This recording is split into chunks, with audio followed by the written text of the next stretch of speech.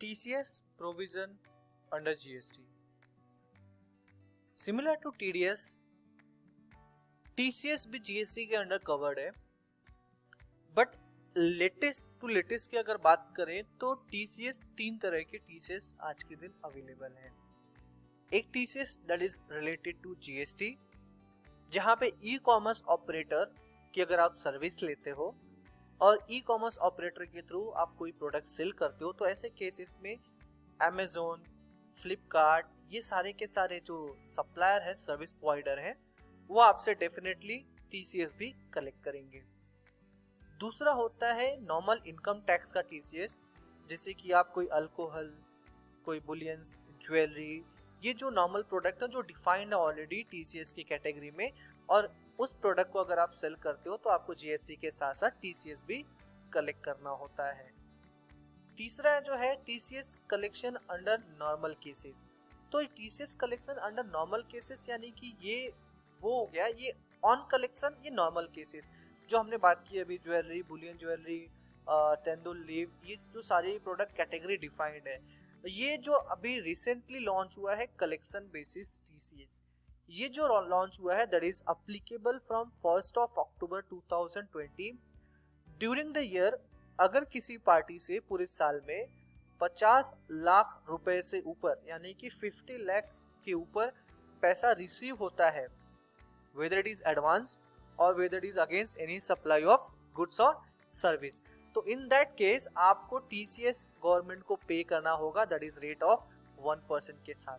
Due to कोविड-19 current year that is 2020-21 में it is 0.75%, but next year onwards ये 1% के हिसाब से आपका TCS कलेक्शन आपको कलेक्शन बेस पे भी गवर्नमेंट को पे करना होगा। तो हालांकि हम वो चीजें बात नहीं करेंगे, हम चीजें डिस्कस करेंगे ई कॉमर्स ऑपरेटर के केस में अगर TCS आपसे कलेक्ट किया जाता है तो उसकी एंट्री आपको कैसे रिकॉर्ड करनी है। तो ऑब्वियस सी बात है, TCS अगर पार्टी आपसे कलेक्ट करती है तो उसका इनपुट टैक्स क्रेडिट भी आपको मिलेगा, क्रेडिट कहें या कैश लेजर बैलेंसेस, जैसे हमने TDS में देखा था। तो सिमिलर टू TDS हमें TCS का भी रिटर्न फाइल क्लेम करना होता है और हमें वो as a cash balance, ledger available balance आ जाता है अगर हम अपना TCS रिटर्न प्रोविजन फाइल कर देते हैं। तो इनवॉइस देखते हैं। इनवॉइस जो है यहाँ पे हमारे पास अवेलेबल है Amazon इंडिया से, पार्टी है दैट इज चंडीगढ़ की, हमारी कंपनी का नाम है डिटेल, यहाँ पे इनवॉइस नंबर, उन्होंने हमें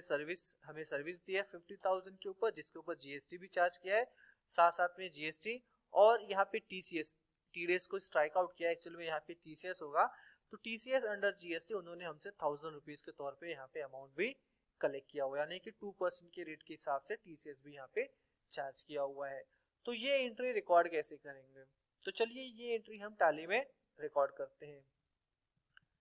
टैली में रिकॉर्ड करने के लिए वाउचर में आपको एंट्री रिकॉर्ड करनी होगी परचेज,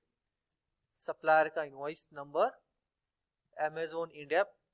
पार्टी आपको डिफाइन करते वक्त यहाँ पे creditors, address, state, GST registration number, set alter GST detail में यहाँ पे आपको ऑप्शन सेट करना होगा, इज ई कॉमर्स ऑपरेटर, क्या ये पार्टी ई कॉमर्स ऑपरेटर है, अगर है तो बिल्कुल इसे यस करना है और यहाँ पे हम इसे सेव कर देंगे।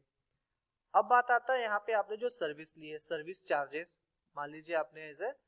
सर्विस चार्ज, यहाँ पे मैं लेजर क्रिएट कर लेता हूँ सर्विस चार्ज, उन्होंने जो प्रोडक्ट हमें प्लेटफॉर्म पे ऑप्शन दिया, यानी कि अपना प्लेटफॉर्म यूज करने का ऑप्शन देते हैं, और वो जो सर्विस प्रोवाइड करते हो हमारे लिए एक तरह का एक्सपेंस है। यहाँ पे उसका SAC code, taxability rate 18%, service amount, interstate purchase taxable that is of IGST, input IGST, ये हो जाता है हमारा 9000 रुपीज। लेकिन अब इस 9000 पे उन्होंने हमसे TCS भी तो कलेक्ट किया हुआ है, TCS भी कलेक्ट किया हुआ, तो TCS की एंट्री यानी कि आपने जो वही TDS, जिस तरह से आपने TDS विद CGST 1% बनाया था, उसी तरह से आप TCS भी आप लेजर यूज कर सकते हो, और अमाउंट यहाँ पे आपको मैन्युअली फीड करना होगा। यहाँ पे अमाउंट ऑटो कैलकुलेट होकर नहीं आएगा, बल्कि आपको यहाँ पे मैन्युअली 500 रुपीज एंटर करना होगा। इस एंट्री का कोई इफेक्ट आपके GST या 3B में नहीं पड़ेगा, लेकिन ये अमाउंट यहाँ पे अगर आप सेव करते हो तो इससे ये पता चलता है कि ये अमाउंट आपने टीसीएस के अमाउंट के तौर पे पार्टी को दिया हुआ है और इस केसेस में आपको पार्टी से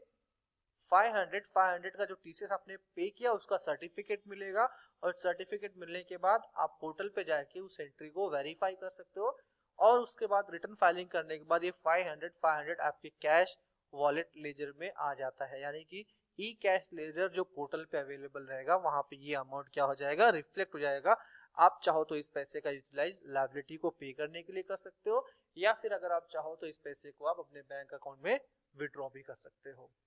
विड्रॉ कैसे करना है वो सब चीजें हमने ऑलरेडी आगे की वीडियोस में डिस्कस की हुई है, तो वहां पे आप इसको समझ सकते हो। फॉर द टाइमिंग आपसे रिक्वेस्ट होगी कि आप ये वीडियो यहाँ पे जो लिंक दी हुई है टीडीएस के कॉन्सेप्ट में, आप ये वीडियो को रेफर कर सकते हो, वहां पे देख सकते हो कि टीडीएस और टीसीएस का रिफंड आपको प्रोसेस कैसे करना है, उसको रिटर्न फाइलिंग कैसे करनी है। सो ये दो कॉन्सेप्ट हमने सीखा, एक तो टीडीएस और टीसीएस। टीसीएस हालांकि बहुत ही रेयर केस में अप्लीकेबल होगा, लेकिन टीडीएस अगर अप्लीकेबल होता तो कैसे एंट्री रिकॉर्ड करनी है वो भी हमने यहाँ पे डिस्कस कर लिया। इस एंट्री का दैट इज टीडीएस और टीसीएस का GSTR1 GSTR3 भी रिपोर्ट में कोई इम्पैक्ट नहीं आता है। हाँ, हालांकि जो नॉर्मल जो उन्होंने हमसे चार्ज किया है जीएसटी,